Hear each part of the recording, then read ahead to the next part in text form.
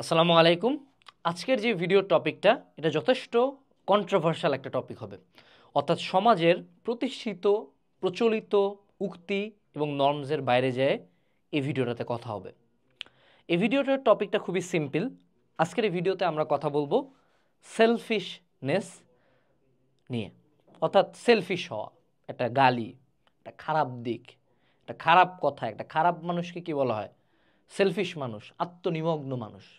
দেখি এই পেইন্টিংটা আমার খুব পছন্দের, যেখানে একটা সেলফিশ মানুষকে পোর্ট্রে করছে একজন শিল্পী, যে ছেলে মেয়ে বয়া আছে, কথা বলার কথা, বাট সে আসলে এদিকে ফোকাসড নেই, সে একটা আয়নার মধ্যে নিজের চেহারা দিচ্ছে। এটা একটা প্রতীকী অর্থ যে he is thinking about himself. এখানে আসলে মানে তার দুনিয়াতে আসলে আর কেউই নাই, তার দুনিয়াতে শুধু সে। তো কথা হলো সেলফিশনেস নিয়ে তো অনেক উক্তি আমরা শুনছি, যেমন টিপিক্যাল একটা উক্তি হলো remember this, selfish people don't care about you unless you are doing something for them. তো কথা হলো মানুষ হিসাবে, অ্যাজ এ হিউম্যান বিং, আমরা প্রত্যেকেই কম বেশি কিছুটা সেলফিশ। অর্থাৎ সেলফিশনেসকে যতটাই আমরা আমাদের কনসাসনেস থেকে বাদ দিতে চাই, আমাদের আচরণ, আমাদের স্বভাব, আমাদের অন্তর্নিহিত গুণাবলীর মধ্যে থেকে আমরা বাদ দিতে চাই, কিন্তু দিন শেষে আমরা প্রত্যেকেই মানুষ হিসাবে আমরা অনেক বেশি সেলফিশ, প্রত্যেকেই। কারো খুব বেশি, কারো কম। সমাজ হিসাবেও আমরা সেলফিশ, দেশ হিসাবেও আমরা সেলফিশ, জাতি হিসাবেও আমরা সেলফিশ। এবং একজন মানুষ হিসাবে এটা একটা স্বাভাবিক সার্ভাইভাল ইনস্টিংক্ট বলা হয়, যে মানুষ সর্বপ্রথম নিজের জিনিসটাই আগে ভাবে। তো কথা হলো এই সেলফিশনেস নিয়ে আজকের এই ভিডিওতে কেন কথা হচ্ছে। কথা হলো এই যে উক্তিগুলা, অর্থাৎ সেলফিশনেসকে এতটা খারাপ দেখাইতে দেখাইতে আমরা মাঝে মধ্যে অনেক বেশি সেলফলেস হয়ে যাই। সেলফলেস অর্থাৎ যে নিজের কথা ভাবে না, এবং নিজের কথা নাই ভাবতে নাই ভাবতে এমন একটা পর্যায়ে আমরা চলে যাই যে নিজের জীবনটার দিকে কোনোদিন আমরা তাকাই নাই, নিজের জন্য কোনোদিন কিছু করি নাই, নিজের বেটারমেন্টেও কিছু করি নাই। দিন শেষে দেখা গেল সবাই শুধু নিয়েই গেছে নিয়েই গেছে, and we give and we give, give give, দিতেই আসি দিতে আসি দিতে আসি। দিন শেষে আমার পাতে ফাঁকা। সবাইকে খাবার তুলে দিতে দিতে দেখি আমার পাত ফাঁকা। প্রথম দিন গেল, দ্বিতীয় দিন গেল, সবশেষে দেখা গেল আমি অনাহারে গেলাম মরে, বাকিরা সবাই মোটা হাতি হয়ে আছে। এরকমই একটা সিচুয়েশন হয়। যেমন উদাহরণস্বরূপ আমি বুঝাই, কিছু পোলাপান আছে না, কলেজ লেভেল ভার্সিটি লেভেলে, ছেলে ফ্রেন্ড, মেয়েদের ছেলে বেস্ট ফ্রেন্ড, মুরগির মতো পোলাটা খাটে মায়ের জন্য, একদম কামাইলের মতো খাটে, একদম দিন রাত 24 ঘন্টা ফ্রি কামাইল, টিয়া পয়সা খরচ করে, খাওন দাওন দেয়, অ্যাসাইনমেন্ট করে দেয়, প্রোটেকশন দেয়, কথাবার্তা শুনে, কিন্তু মায়া কিন্তু ওরা নিয়ে ইন্টারেস্টেড না। ধুম করে ছেলে যদি কিছু এক্সপ্রেস করে গায়েব হয়ে যাবে মায়া, অথবা মায়া কিন্তু বয়ফ্রেন্ডের সাথে সেই হ্যাপি। তো কথা হলো এই যে ছেলে বেস্ট ফ্রেন্ড তার পুরা জীবনটা দিয়েই গেল, বিনিময়ে কিন্তু সে কিছুই পেল না। মাঝখান থেকে আসে অন্যজন কিন্তু নিজের খেলটা দেখাই দিয়ে চলে যায়। ঠিক আছে, এটা জাস্ট একটা উদাহরণ বললাম, এটা কোয়াইট কমন একটা উদাহরণ। এবং এই উদাহরণ কিন্তু তোমার লাইফেও আছে, যে তুমি তোমার ফ্যামিলিতে তুমি তোমার পড়াশোনা নিয়ে চিন্তা করো নাই, নিজের হেলথ নিয়ে চিন্তা করো নাই, বাপ মা ভাই বোন ফ্যামিলিরা দিতেই আছি দিতেই আছি, ফ্যামিলির সব কিছু আগে, ফ্যামিলি আগে। দিন শেষে দেখা গেল তোমার পড়াশোনাও হয় নাই, এই ফ্যামিলিকে দিতে যায় পড়াশোনা হয় নাই, এই জন্য বাপ মা আরও গালি দিতেছে। যেমন আমাদের বাপ মায়ের মধ্যে অনেকে আছে, দেখো না, যে ভাই বোন কারো জমির ভাগ নেয় নাই, কিছুই নেয় নাই, কিন্তু দিন শেষে ওই ভাই বোনও তোমার বাপ মাকে দেখতে পারে না। এটা কিন্তু কোয়াইট কমন সিনারিও আমাদের দেশে, প্যারেন্টস লেভেলে, যে জমির ভাগ দিয়েই দিছে, কোনো টাকা পয়সাও নেয় নেই ভাই বোনদেরকে, ওই ভাই বোনকেই মানুষ করছে ভাইটা, লাস্টে ওই ভাইটা যখন বুড়া হয়েছে, অসুস্থ হয়েছে, একজনও দেখতে আসে নাই। কোয়াইট কমন একটা ব্যাপার। তো কথা হলো এই যে সেলফিশনেস নিয়ে বা সেলফলেসনেস নিয়ে আমি জাস্ট দুইটা সাজেশন তোমাদেরকে দিতে চাই। প্রথম কথা হলো যে what do you need in life. আমি কি তোমাকে প্রচণ্ড সেলফিশ হইতে বলবো?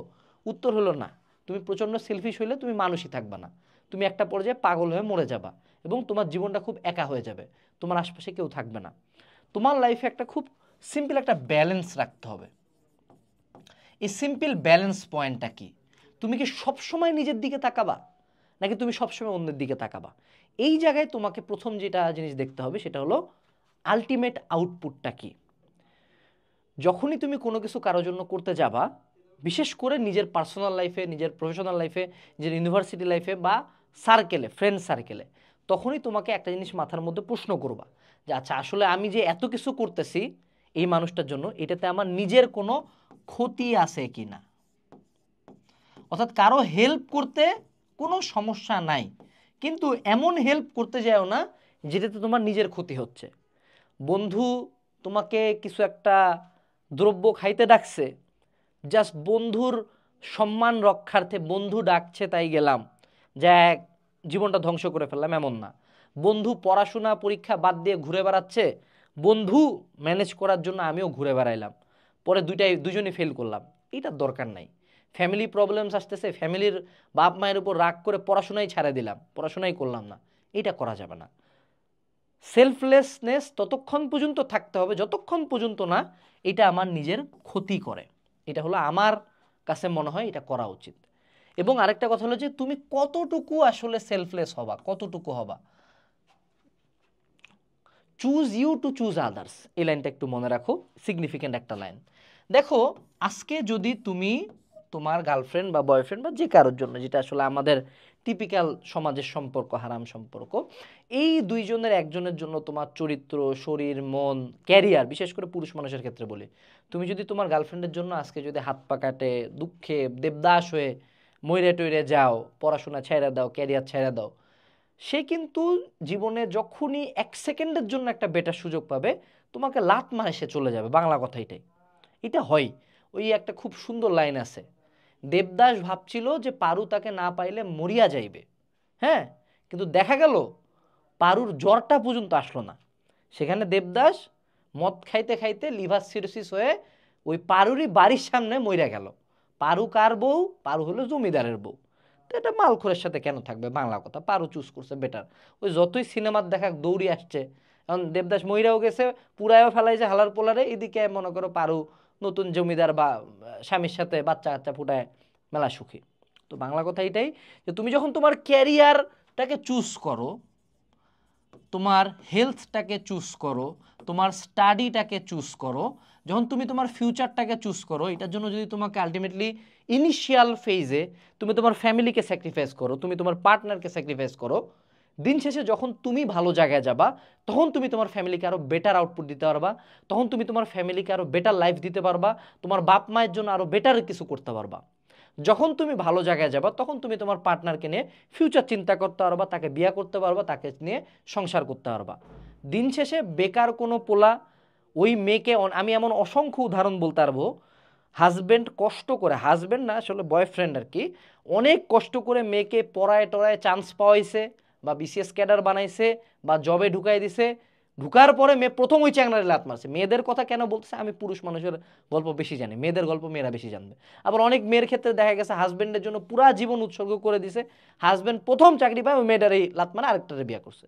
এটা অহরহ উদাহরণ আছে। So choose you to choose other self, অর্থাৎ নিজেকে চুজ করো, দেখবা যে বাকিদের উপকার তুমি অটোমেটিক্যালি করতে পারতেছো।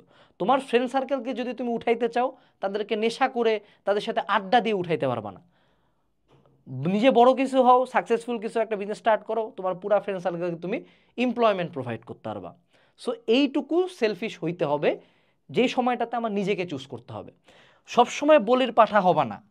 তুমি দেখবা সমাজে এবং তোমার আশপাশে, ইভেন তুমিও হইতে পারো, অনেকে আছে আমরা পুরা জীবনটা শুধু দিয়ে গেছি, মানুষের জন্য করে গেছি, দিন শেষে যখন দেখা গেছে যে তার কাছ থেকে আমি কিছু একটা চাইতে গেছি, পাইতে গেছি, সে আমারে দেয় নাই।